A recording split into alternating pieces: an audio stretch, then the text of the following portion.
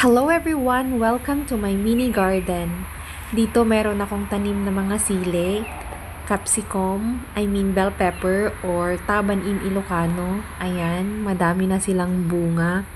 Mga 4 to 5 months ko na ata silang naitanim and finally madami na silang bunga.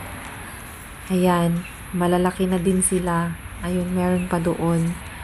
Kahit na medyo super busy ako everyday, sinisingit ko pa rin magtanim ng mga gulay-gulay kasi dito sa bahay nila amo ko, malayo kami sa mga grocery store or bilihan ng mga gulay, ganun. Ayan, meron din akong kalabasa, malapit na silang mamulaklak. Minsan kasi nagka-crave ako sa mga dinangdag, ganun. Kaya ayan, nagtanim ako. Ayan, meron din akong okra. Pero wala pa siyang bunga. At ayan, meron pang bell pepper doon na nagtatago. Meron din, madami pa din silang mga bulaklak. Namumulaklak pa din sila. Ayan, ang dami nilang bunga. Sobrang sarap kaya sa pakiramdam kapag nakikita ko yung tanim ko na ang daming mga bunga. Ganyan. Meron pa akong tanim na malunggay. Ayan, nakuhanan ko na din siya ng ilang piraso. Meron din akong kangkong na konti.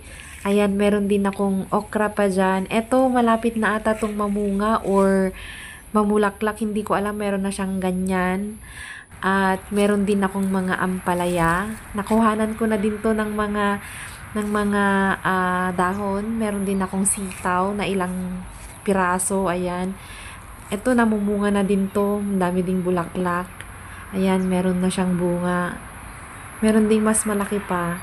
Asan na ba yun? Yun, ang daming bulaklak. At ayan na nga. Ayan na yung bunga niya. Wow. Ang sarap kayo sa pakiramdam. Tapos, kagabi, naglalagay kami ni amo ko ng mga, ayan, bakod kasi yung aso nila sa kabila at saka yung aso namin nag-aaway.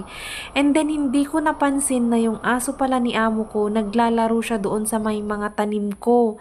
Ayan, yung mga bunga niya, ayan ang nangyari, napitas, nasira na yung iba.